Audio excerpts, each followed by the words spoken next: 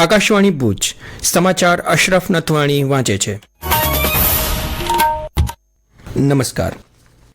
રાજ્યના ખેડૂતોને તેમના કૃષિ ઉત્પાદનોના પોષણક્ષમ ભાવ મળી રહે તે માટે રાજ્ય સરકાર દ્વારા ટેકાના ભાવે ખરીદી પ્રક્રિયા શરૂ કરવામાં આવી છે. કૃષિમંત્રી જીતુભાઈ વાઘાણીએ જાહેરાત કરી છે કે ચણા અને રાયડાના પાક માટે રાજ્યભરમાં પૂરતા પ્રમાણમાં ખરીદ કેન્દ્રો કાર્યરત કરવામાં આવ્યા છે.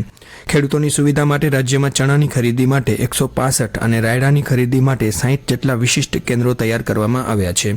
આ આયોજનનો મુખ્ય હેતુ ખેડૂતોને આર્થિક રક્ષણ પૂરું પાડવાનો અને સીધો લાભ તેમના સુધી પહોંચાડવાનો છે.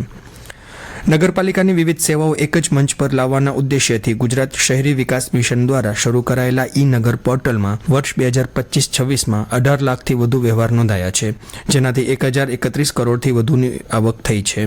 જ્યારે આ પોર્ટલ પર એકંદરે 1 કરોડ 24 લાખથી વધુ વ્યવહાર થયા છે, જેનાથી 6076 કરોડ રૂપિયાથી વધુની આવક પ્રાપ્ત થઈ છે.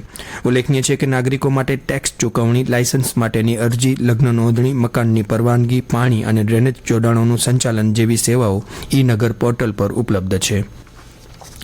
મહેસૂલ વિભાગના વર્ષ 2026-27ના બજેટની માહિતી અંગે આજે ગાંધીનગર ખાતે પત્રકાર પરિષદ યોજાઈ હતી. તેમાં મહેસૂલ વિભાગના અધિક મુખ્ય સચિવ ડોક્ટર જયંતિ રવિએ જણાવ્યું, મહેસૂલી તંત્રમાં 1546 નવી જગ્યાઓ ઊભી કરાશે, તેમજ રાજ્યના 51 તાલુકામાં મહેસૂલ વિભાગના કર્મચારીઓના આવાસ બનાવાશે, તેમ પણ તેમણે ઉમેર્યું હતું.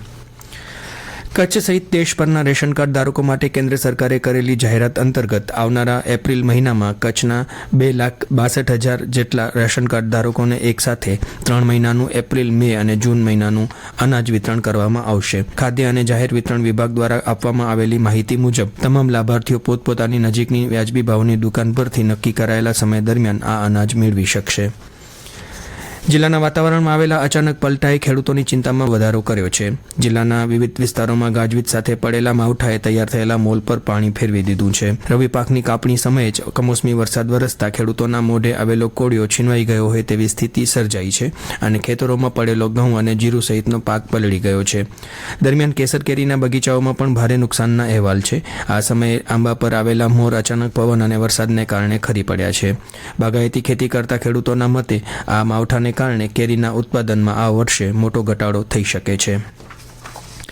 તાજેતરમાં રાજ્ય વિધાનસભામાં રજૂ થયેલા સામાજિક આર્થિક સમીક્ષા રિપોર્ટ અને સ્ટેટ લેવલ બેન્કિંગ કમિટીના સપ્ટેમ્બર 2025 સુધીના આંકડાઓએ કચ્છ જિલ્લાની બેન્કિંગ વ્યવસ્થાનું રોચક ચિત્ર રજૂ કર્યું છે. ગુજરાતના તમામ 33 જિલ્લાઓની કોમર્શિયલ બેન્કોની કામગીરીનું વિશ્લેષણ કરતા 432 બેંક શાખાઓ સાથે કચ્છ જિલ્લો સમગ્ર ગુજરાતમાં 6ઠ્ઠા ક્રમે છે. જિલ્લાની આર્થિક સદ્ધરતાની વાત કરીએ તો 63,569 કરોડ રૂપિયાની માતબર થાપણો સાથે રાજ્યમાં કચ્છ 5મા ક્રમે આવે છે.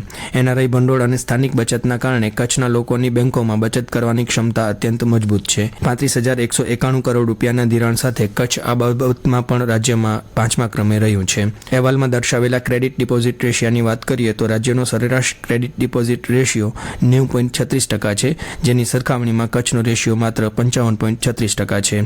એટલે કે કચ્છની બેંકોમાં જમા થતા દર 100 રૂપિયા સામે બેંકો માત્ર 55 રૂપિયા આસપાસ જ ધિરાણ લોન પેટે આપે છે. ભુજ શહેર અને આસપાસના વિસ્તારની સરકારી શાળાઓને ઉર્જા ક્ષેત્રે આત્મનિર્ભર બનાવવા માટે જિલ્લા શિક્ષણ અધિકારી દ્વારા એક મહત્વપૂર્ણ પગલું લેવામાં આવ્યું છે.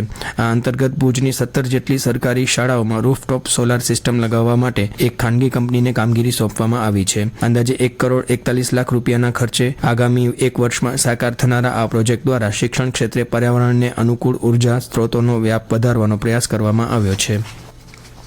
Federation of Kutch industries association FOKIA દ્વારા જૈવ વિવિધતા પુનઃસ્થાપન અને ટકાઉ વિકાસ વિષય પર વિશેષ CSR બેઠકનું આયોજન કરવામાં આવ્યું હતું. આ બેઠકમાં ઉદ્યોગો, સરકારી સંસ્થાઓ અને વિવિધ બિનસરકારી સંસ્થાઓના પ્રતિનિધિઓએ ભાગ લીધો હતો અને કચ્છમાં પર્યાવરણીય પડકારોના નિરાકરણ માટે સહયોગ વધારવા પર ચર્ચા કરી હતી.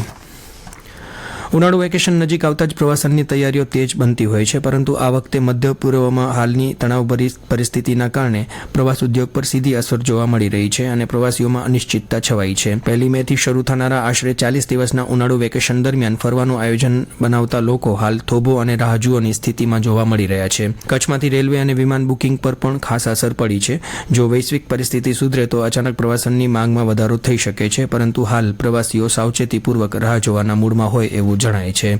આ સાથે સમાચાર બુલેટિન પૂરું થયું. નમસ્કાર.